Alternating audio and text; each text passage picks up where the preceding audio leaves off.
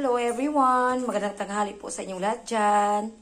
And guys, nandito ako ngayon sa bundok at ito muna ang aking kakainin, ang empanada.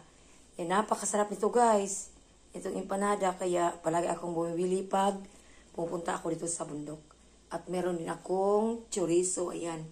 Kasi hindi ako nagdala dito guys ng ulam kasi hindi ako nakaluto doon sa city.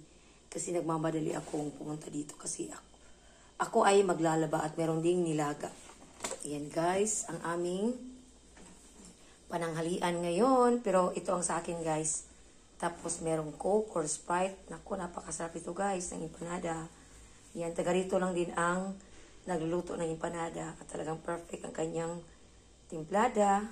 Kaya madalas ako bumili ng kanyang empanada. Ayan.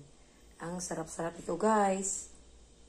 Ayan. At itong chorizo, ang napakasarap din. Kasi ano to, chorizo sa Cebu. Ayan, napakasarap niyan.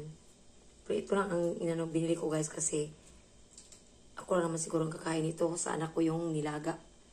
Ayan, kaya bili lang muna tayo ngayon ng pagkain. Kasi wala na akong time. Marami akong labahan. Ayan. Kain po tayo guys. Ayan, napakasarap nitong empanada oh.